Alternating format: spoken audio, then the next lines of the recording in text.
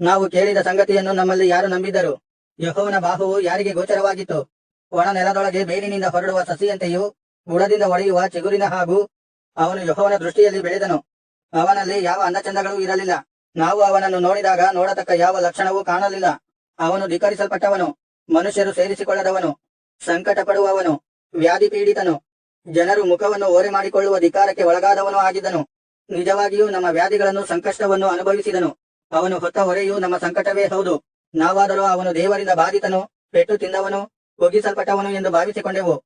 ನಮ್ಮ ದ್ರೋಹಗಳ ದೆಸೆಯಿಂದ ಅವನಿಗೆ ಗಾಯವಾಯಿತು, ನಮ್ಮ ಅಪರಾಧಗಳ ನಿಮಿತ್ತ ಅವನು ಜಜ್ಜಲ್ಪಟ್ಟನು.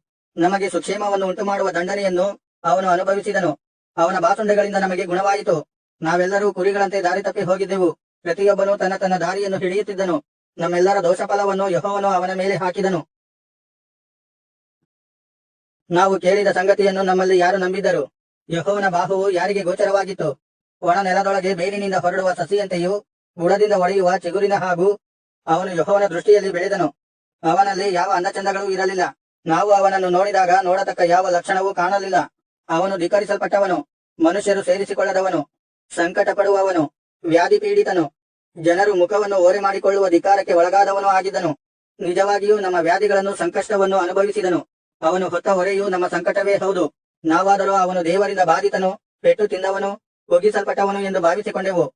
ನಮ್ಮ ದ್ರೋಹಗಳ ದೆಸೆಯಿಂದ ಅವನಿಗೆ ಗಾಯವಾಯಿತು, ನಮ್ಮ ಅಪರಾಧಗಳ ನಿಮಿತ್ತ ಅವನು ಜಜ್ಜಲ್ಪಟ್ಟನು. ನಮಗೆ ಸುಕ್ಷೇಮವನ್ನು ಉಂಟುಮಾಡುವ ದಂಡನೆಯನ್ನು ಅವನು ಅನುಭವಿಸಿದನು. ಅವನ ಬಾಸುಂಡೆಗಳಿಂದ ನಮಗೆ ಗುಣವಾಯಿತು. ನಾವೆಲ್ಲರೂ ಕುರಿಗಳಂತೆ ದಾರಿ ತಪ್ಪಿ ಹೋಗಿದ್ದೆವು. ಪ್ರತಿಯೊಬ್ಬನು ತನ್ನ ತನ್ನ ದಾರಿಯನ್ನು ಹಿಡಿಯುತ್ತಿದ್ದನು. ನಮ್ಮೆಲ್ಲರ ದೋಷಫಲವನ್ನು ಯೆಹೋವನು ಅವನ ಮೇಲೆ ಹಾಕಿದನು.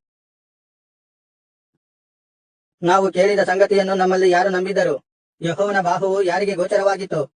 ಒಣ ನೆಲದೊಳಗೆ ಬೇರಿನಿಂದ ಹೊರಡುವ ಸಸಿಯಂತೆಯೂ ಬುಡದಿಂದ ಒಡೆಯುವ ಚಿಗುರಿನ ಹಾಗೂ ಅವನು ಯೆಹೋವನ ದೃಷ್ಟಿಯಲ್ಲಿ ಬೆಳೆದನು. ಅವನಲ್ಲಿ ಯಾವ ಅಂದಚಂದಗಳೂ ಇರಲಿಲ್ಲ.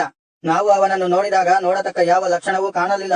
ಅವನು ಧಿಕ್ಕರಿಸಲ್ಪಟ್ಟವನು, ಮನುಷ್ಯರು ಸೇರಿಸಿಕೊಳ್ಳದವನು, ಸಂಕಟ ಪಡುವವನು, ವ್ಯಾಧಿ ಪೀಡಿತನು, ಜನರು ಮುಖವನ್ನು ಓರೆ ಮಾಡಿಕೊಳ್ಳುವ ಧಿಕ್ಕಾರಕ್ಕೆ ಒಳಗಾದವನು ಆಗಿದ್ದನು. ನಿಜವಾಗಿಯೂ ನಮ್ಮ ವ್ಯಾಧಿಗಳನ್ನು ಸಂಕಷ್ಟವನ್ನು ಅನುಭವಿಸಿದನು. ಅವನು ಹೊತ್ತ ಹೊರೆಯು ನಮ್ಮ ಸಂಕಟವೇ ಹೌದು. ನಾವಾದರೂ ಅವನು ದೇವರಿಂದ ಬಾಧಿತನು, ಪೆಟ್ಟು ತಿಂದವನು, ಒಗ್ಗಿಸಲ್ಪಟ್ಟವನು ಎಂದು ಭಾವಿಸಿಕೊಂಡೆವು. ನಮ್ಮ ದ್ರೋಹಗಳ ದೆಸೆಯಿಂದ ಅವನಿಗೆ ಗಾಯವಾಯಿತು, ನಮ್ಮ ಅಪರಾಧಗಳ ನಿಮಿತ್ತ ಅವನು ಜಜ್ಜಲ್ಪಟ್ಟನು. ನಮಗೆ ಸುಕ್ಷೇಮವನ್ನು ಉಂಟುಮಾಡುವ ದಂಡನೆಯನ್ನು ಅವನು ಅನುಭವಿಸಿದನು. ಅವನ ಬಾಸುಂಡೆಗಳಿಂದ ನಮಗೆ ಗುಣವಾಯಿತು. ನಾವೆಲ್ಲರೂ ಕುರಿಗಳಂತೆ ದಾರಿ ತಪ್ಪಿ ಹೋಗಿದ್ದೆವು. ಪ್ರತಿಯೊಬ್ಬನು ತನ್ನ ತನ್ನ ದಾರಿಯನ್ನು ಹಿಡಿಯುತ್ತಿದ್ದನು. ನಮ್ಮೆಲ್ಲರ ದೋಷಫಲವನ್ನು ಯೆಹೋವನು ಅವನ ಮೇಲೆ ಹಾಕಿದನು.